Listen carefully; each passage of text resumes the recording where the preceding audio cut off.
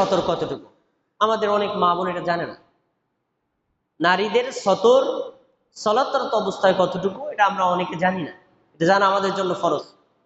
জেনে নেন আমার মা এবং বোনেরা, একজন নারী যখন নামাজে দাঁড়াবে, সালাম ফিরাবে, এই নামাজে দাঁড়িয়ে সালাম ফিরানো পর্যন্ত পুরো টাইমে তার চেহারা খোলা থাকবে, দুই হাতের কবজি খোলা থাকবে, এছাড়া শরীরের কোনো অঙ্গই খোলা রাখা যাবে না। হোক গরমের দিন হোক শীতের দিন, বিধান এক, কোনো কিছু খোলা রাখা যাবে না। এখন প্রশ্ন হলো, তা আমাদের মা বোনদের এই এই দুইটা অঙ্গ ছাড়া কি অন্য কিছু খোলা হয়? হ্যাঁ হয়। কিভাবে হয়? অনেক মা বোন সালাত আদায় করে চুল বের হয়ে গেছে, অনেক মা বোন সালাত আদায় করে গলা বের হয়ে গেছে, অনেক মা বোন সালাত আদায় করে হাফ হাতা জামা পরে, তার মানে হাতা বের হয়ে গেছে, অনেক মা বোন সালাত আদায় করে তার টাকনুর উপরে পায়জামা পরা অবস্থায় আছে। এই মায়ের সালাত হবে না, এই বোনের সালাত হবে না। কষ্ট করে সালাত আদায় করছেন, সালাত বাতিল। এই জন্য প্রত্যেকটা মা বোনকে এ বিষয়ে খেয়াল রাখতে হবে। আসুন, একজন মা এবং বোন যখন সালাত আদায় করবেন, এই মা বোন অপ্রাপ্তবয়স্ক হতে পারে, প্রাপ্তবয়স্ক হতে পারে, মানে 10 বছরের নিচে অপ্রাপ্তবয়স্ক, 10 বছরের উপরে প্রাপ্তবয়স্ক। যদি 10 বছরের উপরে কোনো মেয়ে, কোনো কন্যা সালাত আদায় করে, তার স্বাভাবিক পোশাকের বাইরে বুকের উপরে আলাদা একটা পোশাক পরা ফরজ, নাইলে সালাত হবে না। ওড়না হোক, চাদর হোক, আর যে কোনো একটা বস্তু দিয়ে হোক, বুকটাকে আলাদাভাবে ঢেকে নেওয়া ফরজ। হাদিস দেখেন, আয়েশা রাদিয়াল্লাহু আনহা বলেন, নবী সাল্লাল্লাহু আলাইহি ওয়াসাল্লাম বলেছেন, লা তুকবালু সালাতু হাইদিন ইল্লা বিখিমার। যে নারী বালেগা হয়েছে, প্রাপ্তবয়স্ক হয়েছে, এই নারী যদি নামাজ পড়ে, তার স্বাভাবিক পোশাকের উপরে বুকের উপরে যদি আলাদা একটা খিমার, একটা ওড়না, একটা চাদর দিয়ে বুকটাকে ঢেকে নামাজ না পড়ে, তাহলে এই মায়ের নামাজ হবে না। রাসূলের হাদিস। তাহলে একজন মা বোন যখন সালাত আদায় করবেন, অবশ্যই তাকে এই বুকের উপরে আলাদা একটা পোশাক দিয়ে তারপর সালাত আদায় করতে হবে। যদিও সে বোরকা পরে সালাত আদায় করুক, যদিও সে মানে অন্য মেক্সি পরে সালাত আদায় করুক, তারপরেও বুকের উপর আলাদা একটা পোশাক লাগবে। এখানে ইমাম তিরমিজি রাহিমাহুল্লাহ হাদিসটা উল্লেখ করার পরে কিছু চমৎকার কথা বলেছেন, আমাদের মা বোনদের শোনা দরকার। তিনি বলছেন, আন্নাল মারআতা ইযা আদরাকাত ফাসাল্লাত ওয়া শাইউন মিন শা'রিহা মাকশুফুন লা তাজুজু সালাতুহা। একটু কমাই দেওয়া লাগে না? একজন মা, একজন বোন যদি প্রাপ্তবয়স্ক হয়, ওই অবস্থায় যদি সে নামাজ পড়ে, খেয়াল করে সবাই শুনতে হবে, মা বোনরা শুনবেন। এরপরে ওয়া শাইউন মিন শা'রিহা মাকশুফুন, তার একটা চুল যদি ওপেন হয়ে যায়, খোলা হয়ে যায়, এরপরে তাহলে লা তাজুজু সালাতিহা, এই মায়ের, এই বোনের নামাজ জায়েজই হবে না। তার মানে নামাজরত অবস্থায় নামাজের শুরু থেকে শেষ পর্যন্ত চুল ঢেকে রাখা ফরজ। মা বোনদের জন্য বলছি, পুরুষের জন্য না। ঢেকে রাখা ফরজ। হুয়া কওলুশ শাফি লা তাজুজু সালাতুল মারআতি শাইউন মিন জাসাদিহা মাকশুফুন। এবার ইমাম, চার মাযহাবের এক ইমাম, ইমাম শাফি রাহিমাহুল্লাহ, তিনি বলছেন শুধু চুল না, নামাজরত অবস্থায় একজন মায়ের, একজন বোনের, একজন প্রাপ্তবয়স্ক কন্যার শরীরের যে কোনো একটা অংশ যদি বের হয়ে যায়, তার নামাজ হবে না। তার মানে কান বের হলে নামাজ হবে না, গলা বের হলে নামাজ হবে না, হাত আর বাজু বের হয়ে গেলে নামাজ হবে না, বাহু বের হয়ে গেলে নামাজ হবে না, টাকনু বের হয়ে গেলে নামাজ হবে না। এই স্পষ্ট কথা। তাহলে আপনাকে এমন একটা পোশাক পরিধান করে সালাত করতে হবে যেখানে চেহারা আর দুই হাতের কবজি ব্যতীত সবকিছু ঢাকা থাকবে। স্পেশাল নামাজের জন্যই কথা। আচ্ছা, এরপরে পুরো পা ঢেকে সালাত আদায় করতে হবে। এইটা কিন্তু আমাদের অনেক মা বোনেরা করে না। মা বোনেরা সাধারণত পায়জামা পরে অথবা ছায়া পরে, হ্যাঁ পরুক, সমস্যা না। ছায়া এবং পায়জামা পরে সবসময় যেহেতু চলাফেরা করে, তারা কিন্তু পরে টাকনু বরাবর বা একটু নিচে, তাই তো, কিন্তু পা ঢাকা থাকে না এই পায়জামায় এবং ওই ছায়া, কিন্তু পা ঢাকা থাকে না। এখন ওই পোশাকটা পরেই যখন একজন মা এবং বোন নামাজে দাঁড়ালেন, তখন তার পাটা খোলা আছে, টাকনুর নিচের অংশের কথা বলছি, পায়ের অংশটা খোলা আছে। এই অবস্থায় যদি সে নামাজ পড়ে, তাহলে পাটা ওপেন হওয়ার কারণে সতর খোলা রইল, তার নামাজ হবে না। দলিল নেন, মন করা বললে হবে না তো। দলিল কি? ইবনে ওমর রাদিয়াল্লাহু আনহু বলেন, রাসূল সাল্লাল্লাহু আলাইহি ওয়াসাল্লাম বলেছেন, মান জাররা সাওবাহু মিনাল খয়ালাই লাম ইয়ানজুরিল্লাহ আযজা ওয়া জাল্লা।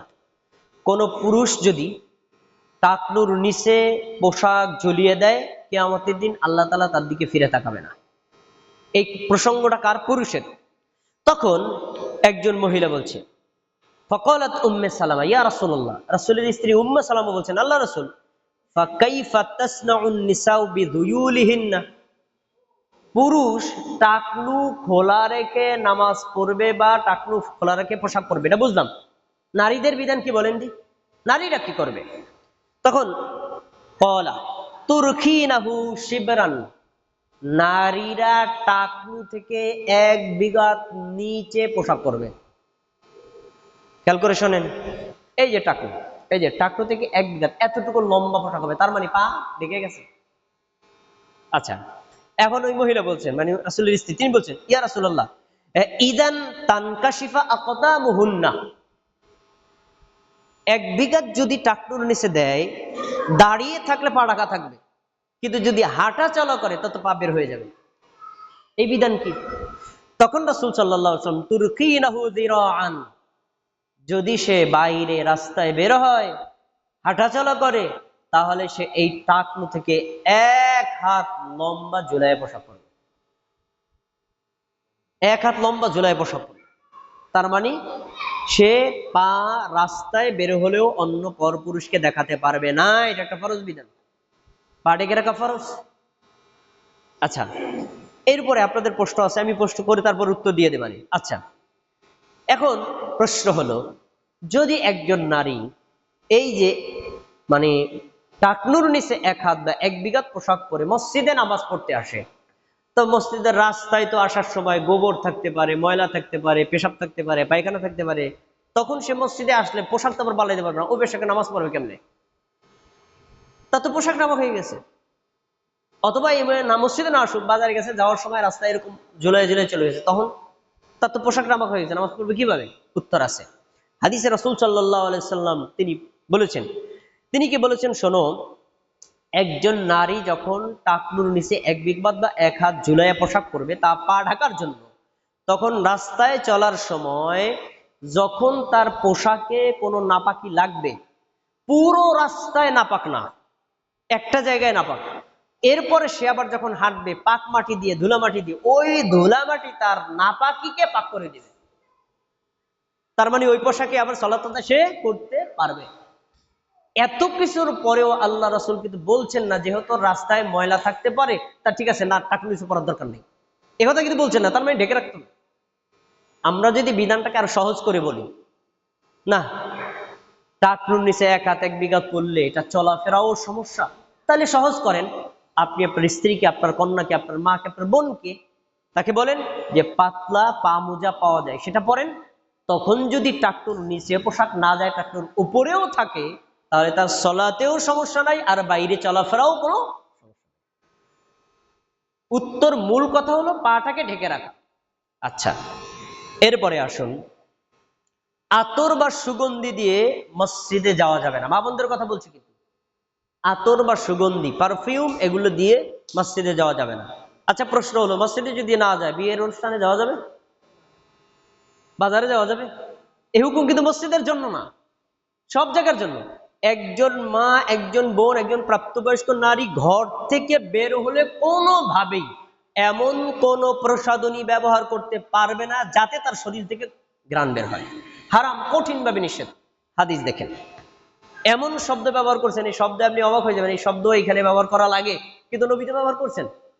কি ব্যবহার করছেন দেখেন, আবু মুসা রাদিয়াল্লাহু আনহু বলেন, নবী সাল্লাল্লাহু আলাইহি ওয়াসাল্লাম বলছেন, ইদাস্তাতারতিল মারআতু ফামাররাত আলাল কওমি লিয়াজিদু রিহাহা ফাহিয়া জানিয়া।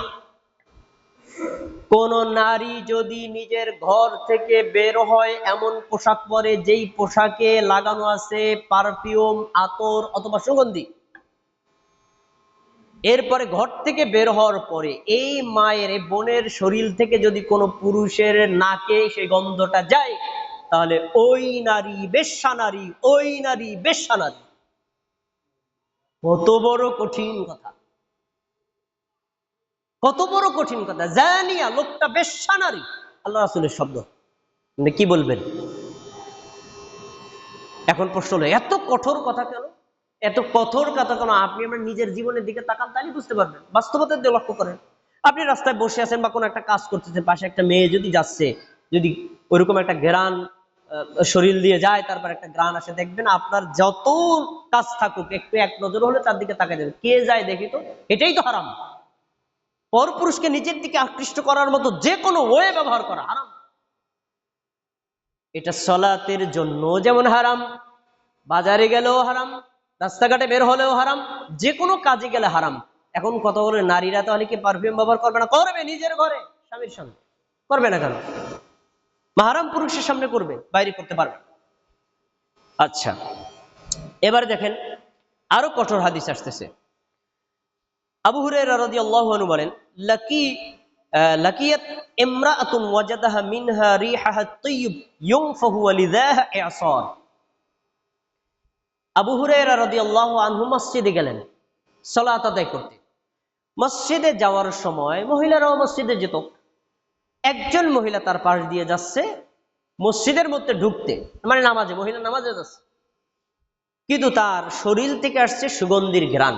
কার নাকে? আবু হুরায়রার নাকে। আচ্ছা, আবু হুরায়রা রাদিয়াল্লাহু আনহু ওই মহিলাকে বলছেন, ইয়া আমাতাল জাব্বার, এ বেহায়া নারী, দাঁড়াও। সাথে সাথে অ্যাকশন, দাঁড়াও দাঁড়াও। কি বলছেন? জি ইতি মিনাল মসজিদ, তুমি কি মসজিদে আসছো না অন্য কোনো কাজে? শব্দগুলো শুনবেন। মসজিদে আসছো মানে নামাজে না অন্য কোনো কাজে? ক্বালাত নাম, হ্যাঁ আমি মসজিদে আসছি মানে নামাজে।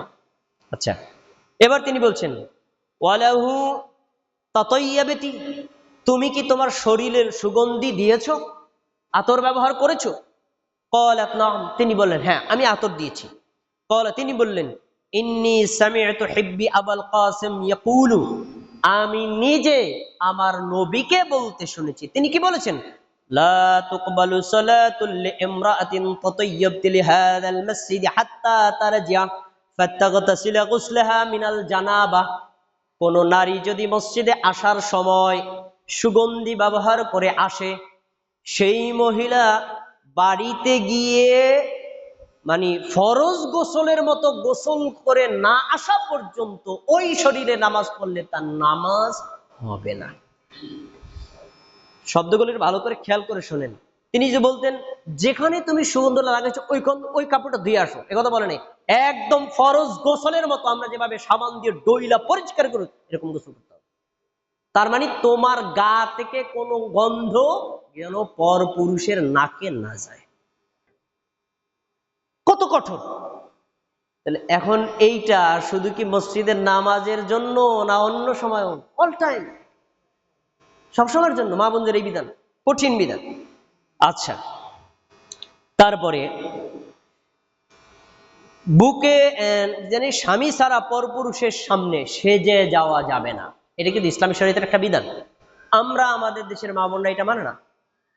নিজের ঘরে স্বামী থাকে, তখন সে থাকে স্বাভাবিক পোশাকে, অপরিচ্ছন্ন পোশাকে। যখন একটা অনুষ্ঠানে যাবে তখন দেখবেন সুন্দর পোশাকটা তার ট্রাঙ্ক থেকে বের করছে, তার শোকেস থেকে বের করছে, তখন সে ভালো পোশাক পরে না। এইটা কিন্তু একটা নিষিদ্ধ কর্ম। হাদিসে রাসূল সাল্লাল্লাহু আলাইহি ওয়াসাল্লাম এই বিষয়ে একটা কঠোর কথা বলে আসছেন। এটা বলে আমার খুতবা শেষ করছি। তিনি কি বলছেন শোনো, আর রাফিলতু ফিজ যায়না ফি গায়রি আহলিহা কামাসালি যুল্লাতিন ইয়াউমাল কিয়ামাতি লা নূরুল লাহা।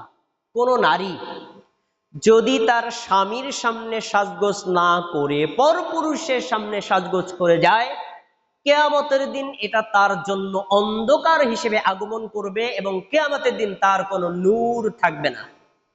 তাহলে এখানে দুইটা শিক্ষা পাওয়া গেল। এক নম্বর, সাজগোজ করা জায়েজ স্বামীর সামনে, না জায়েজ পরপুরুষের সামনে। পরপুরুষের সামনে স্বাভাবিক পোশাক থাকবে। এরপরে একটা গুরুত্বপূর্ণ কথা বলি, সেটা হলো এটা শুধু মসজিদের জন্য না, এটা যে কোনো সময় আপনার মেয়ে, আপনার ছেলে বা আমরা যারাই আছি, আমাদের সবার জন্য একই বিধান।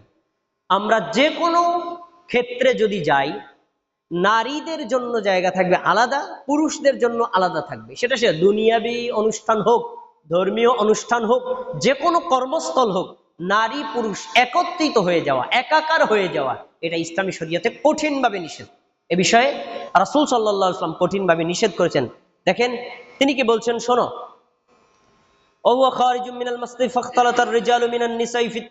আল্লাহ রাসূল সাল্লাল্লাহু আলাইহি ওয়াসাল্লাম বলছেন, কোন নারী যদি মসজিদে সালাত আদায় করতে আসে, তাহলে সাবধান, সে যেন পুরুষদের প্রবেশের রাস্তা ব্যবহার না করে, আলাদা রাস্তা ব্যবহার করো। কেন? পুরুষদের সাথে যাতায়াতের সময় পুরুষ যদি 5 জন বের হয়, তুমি একজন ঢুকো, তার গায়ের সাথে তোমার গা লেগে যেতে পারে। এটা ইসলামী শরীয়তে নিষিদ্ধ। এখন প্রশ্ন হলো, এটা কি শুধু মসজিদে নামাজের জন্য না, অন্য সময়ও? অন্য সময়ও একই বিধান। অতএব কোন মা বোন যখন যে কোনো কোথাও যাবে, সে তার নিজেকে অন্য নারীদের সাথে আলাদা রাখবে, কখনো পরপুরুষের সাথে একাকার হয়ে মিশে যাওয়া যাবে না। এটাকে আরবিতে বলা হয় ইখতিলাত। ইখতিলাত ইসলামী শরীয়তে নিষিদ্ধ।